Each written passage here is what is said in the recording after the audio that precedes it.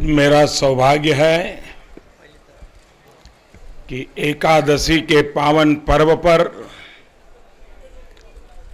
माता जानकी के चरणों में आने का सौभाग्य मिला।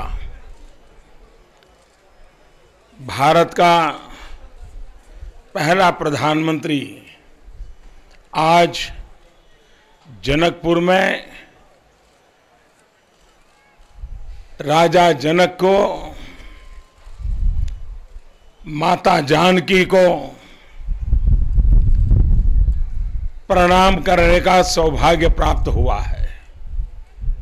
और ये भी ऐतिहासिक पल है कि नेपाल के आदरणीय प्रधानमंत्री और मेरे भाई साहब आदरणीय कोहली जी स्वयं काठमांडू से यहां आए, मेरा स्वागत सम्मान किया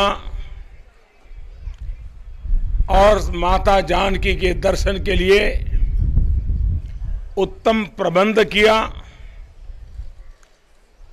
मैं नेपाल सरकार का, राज्य सरकार का, नगर सरकार का और स्वयं आदरणीय प्रधानमंत्री जी का अंतःकरण पूर्वक आभार मानता हूं।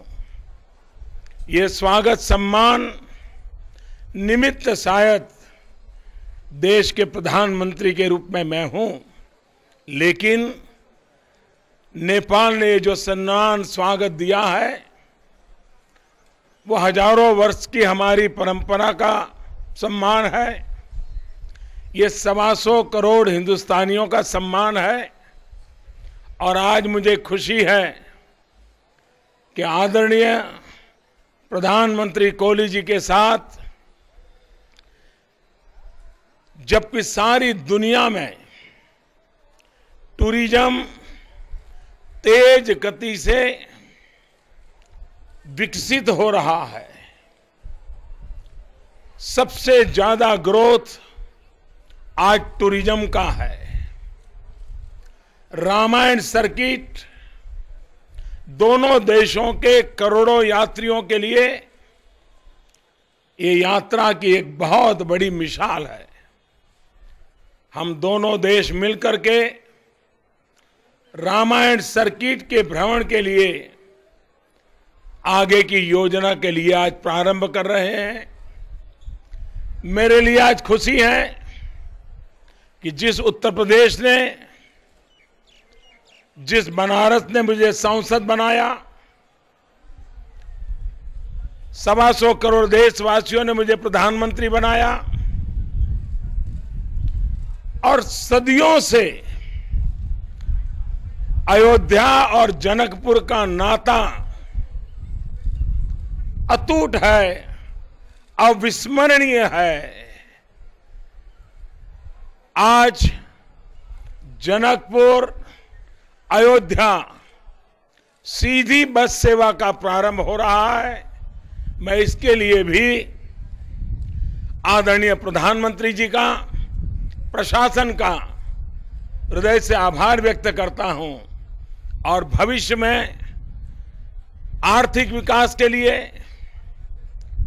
हमारे सांस्कृतिक संबंधों को और ताकत देने के लिए, हमारे पीपल टू पीपल कांटेक्ट के लिए ये एक नई धरोहर के रूप में आगे रास्ता प्रशस्त करेंगे।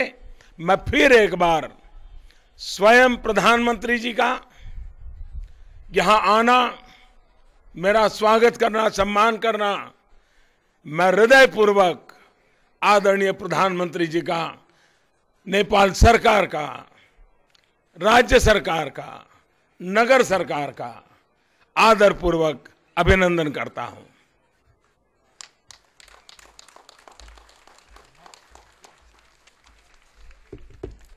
Thank you very much, Your Excellency, Prime Minister of India.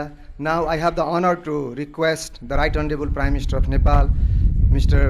K.P. Sharma Oli, for his brief remarks. Narendra Modi ji,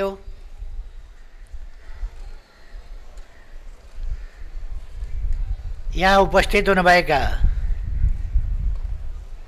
प्रदेश प्रमुख प्रदेशका मुख्यमन्त्री लगायत सम्पूर्ण महानुभावहरू र खास गरी भारतबाट सम्माननीय प्रधानमन्त्रीज्यूसँगै यस भ्रमणमा आउनुभएका भ्रमण दलका अतिथि सदस्य महानुभावहरू, सबभन्दा पहिले त म सम्माननीय प्रधानमन्त्री नरेन्द्र मोदीज्यूलाई नेपालमा र जानकी जन्मभूमि, जनकभूमि, पुण्यभूमि,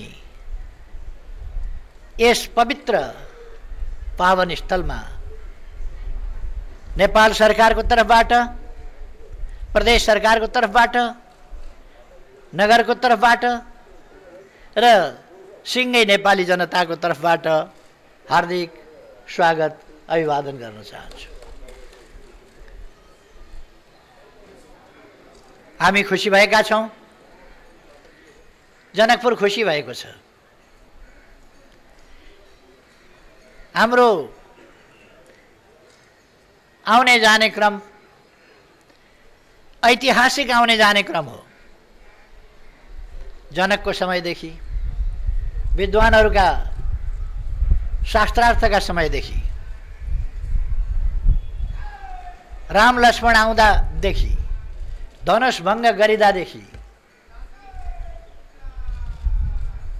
स्वयंवरदेखि विवाह, राम जानकी विवाहसम्म अहिलेसम्म पनि हाम्रो त्यो चलन छ, परम्परा छ।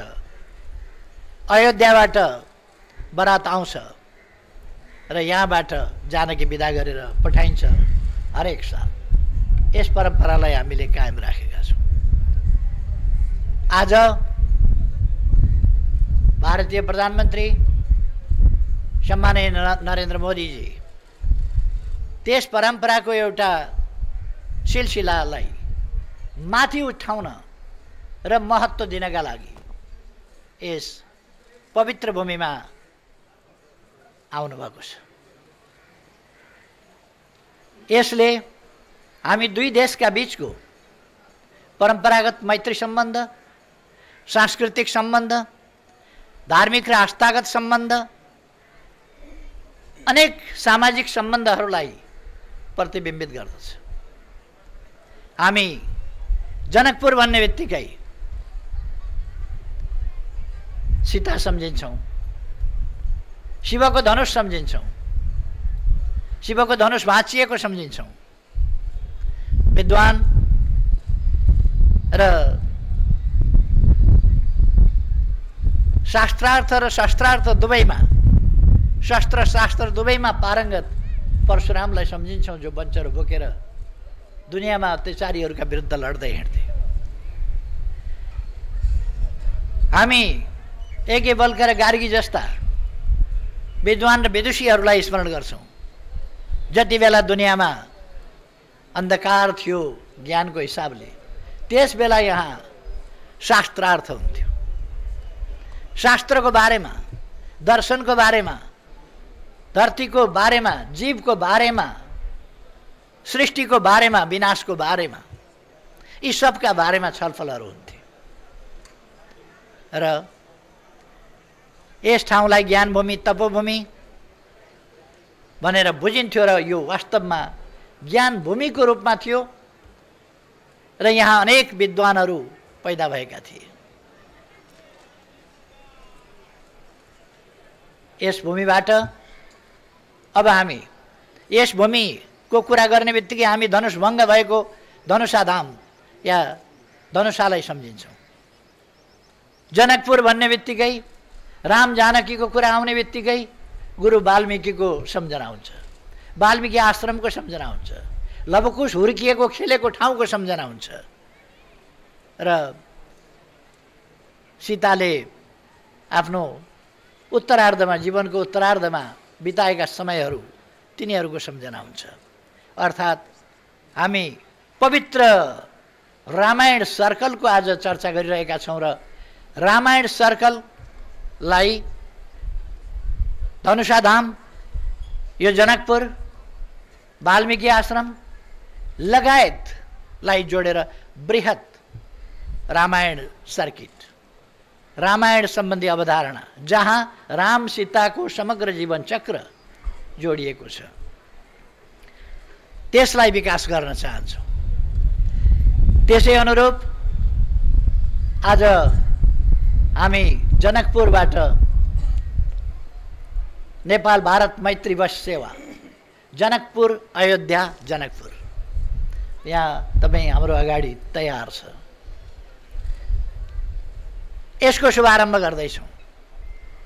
यसपछि बृहत जनकपुर सर्किटको विकास कसरी गर्ने त्यस कामलाई हामी अगाडि बढाउँछौँ। यसअघि पनि विभिन्न समयमा विभिन्न सहमतिहरू भएका छन्, सम्झौताहरू भएका छन्, तर काममा विलम्ब भएको छ। म आग्रह गर्न चाहन्छु, अब काममा विलम्ब होइन, हामीसँग विलम्ब गर्ने समय छैन। हामी 21औं शताब्दीमा छौँ, यसकारण अब विलम्ब नगरिकन हामी अगाडि बढाउँछौँ। आज अहिले यति बेला म अरू कुनै सन्दर्भहरूमा जान उचित ठान्दिनँ। आज खुसीको कुरा हो कि हामी पवित्र जनकपुर, जानकी जन्मभूमि, राम र सीताको भेटघाट भएको ठाउँ, स्वयंवर भएको ठाउँ, विवाह भएको ठाउँ, सीताले जन्म लिएको ठाउँ, सीताले शिक्षा दीक्षा लिएको ठाउँ, यो पवित्र ज्ञानभूमिमा आज भारतका सम्माननीय प्रधानमन्त्री नरेन्द्र मोदीजी आउनुभएको छ। खुसी व्यक्त गर्न चाहन्छु र फेरि पनि हामी सबैको तर्फबाट म प्रधानमन्त्रीज्यूलाई हार्दिक स्वागत गर्न चाहन्छु नेपालमा र यस जनकपुरमा। र अब यसपछि हामी अरू कार्यक्रमहरूतर्फ अगाडि बढ्नेछौँ। हामीलाई थाहा छ हामीसँग समय धेरै छैन।